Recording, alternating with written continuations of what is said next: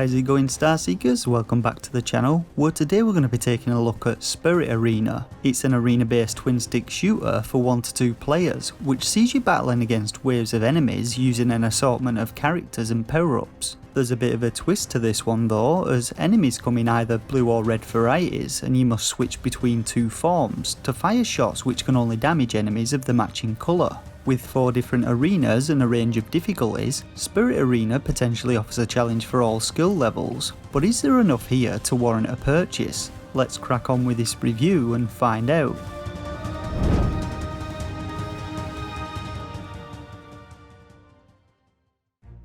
So when it comes to storyline, Spirit Arena doesn't really have one, at least not in game. The eShop description offers a brief backstory which revolves around 2 sorcerers, presumably Helios and Luna, the starter characters, and these 2 have unwittingly summoned waves of demons into the world after a failed attempt to tame them, and now they have to stop the invasion and destroy the demons. Heading into the game then, we get a how to play menu, which teaches you everything you need to know about the game's simple control scheme. You move your character with the left thumbstick and fire off shots automatically by aiming with the right thumbstick, can perform a short dash maneuver to avoid enemies by hitting ZR, though this has a cooldown period indicated by our character's in-game portrait, and finally you can swap between blue spirit form and red physical form to fire off shots of the corresponding colour. Now as you begin a new game then, you first get to select which arena you want to play in. While the eShop description states there are 4 in-game arenas, there are actually 5 question marks, though I'll admit now that I didn't actually unlock the 5th one for reasons which will soon become apparent. After selecting an arena, you then get to select the difficulty ranging from easy to insane, but you have to unlock hard and insane difficulties by beating the previous difficulty. It's also worth noting that in order to unlock the next arena, you have to complete an arena on normal difficulty, which is actually more of a challenge than it sounds. After selecting an arena, you then get to select a character before heading into it, and the game has 9 playable characters to choose from, though you only begin with 2 and the rest are unlocked by completing levels or achievements. Each character in the game comes with their own starting stats, so it's worth trying out each of them to find out which matches your playstyle. So getting into the actual arena gameplay then, Spirit Arena's mechanics and gameplay loop are relatively simple.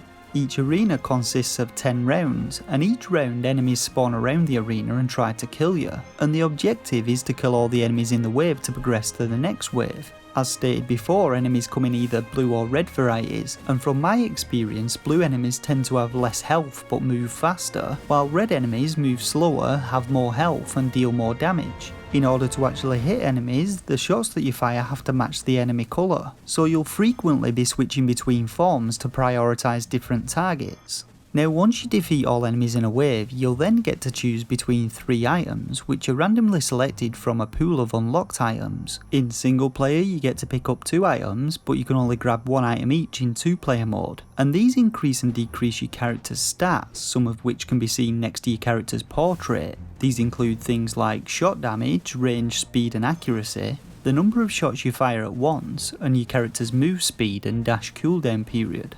One issue I had with this item selection is that you have to actually select 2 for the next round to begin, and occasionally you'll be faced with choices that can potentially ruin your run.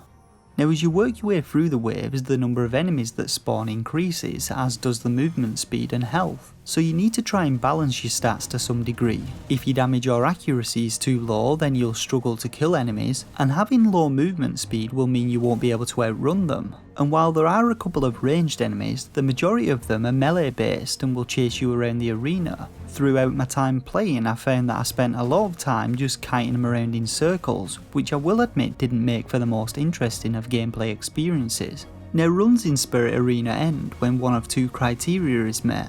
Firstly, you can lose all of your health points by getting hit by enemies, though your health is replenished after each round. Or secondly, if you make your way to round 10, you'll then have to face off and beat an arena boss. If I'm being totally honest, I have to say that I wasn't terribly impressed by these bosses, as each of them only really has one unique mechanic. For instance, the tree boss makes spiky vines appear from the ground, the vampire boss occasionally teleports between different sides of the arena, and the eyes of the Sphinx boss change colour, so you need to change your shots to match them.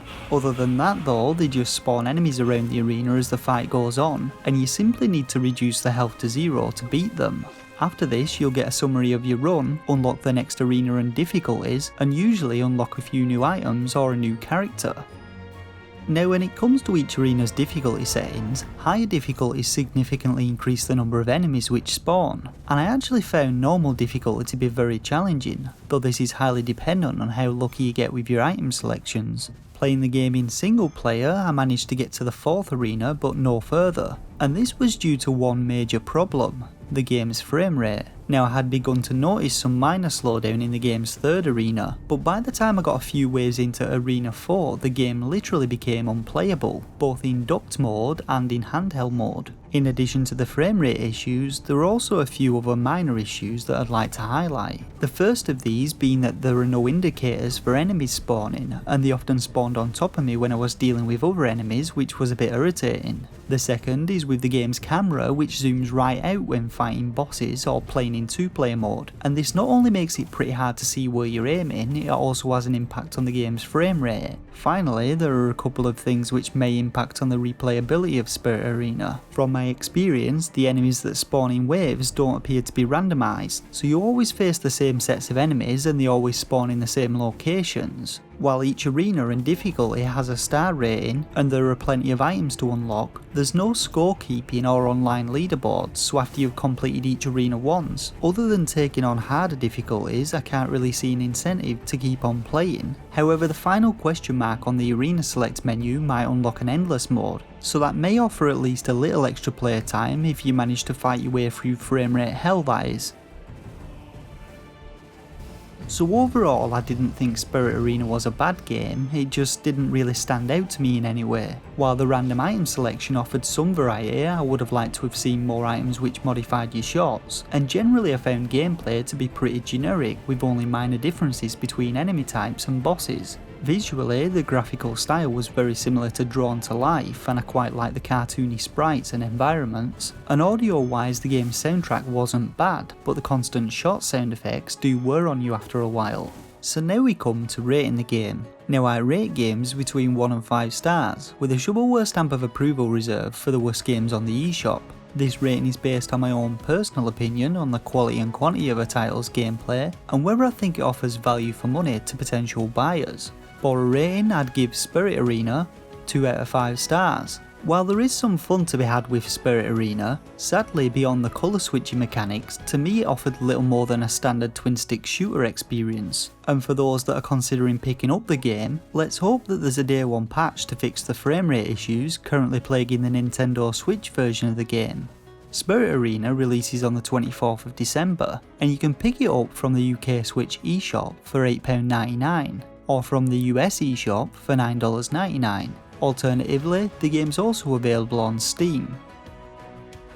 And that just about wraps up this review of Spirit Arena. Make sure to hit that like button if it helped you out, and let me know your thoughts and opinions on the game and this review in the comments section below.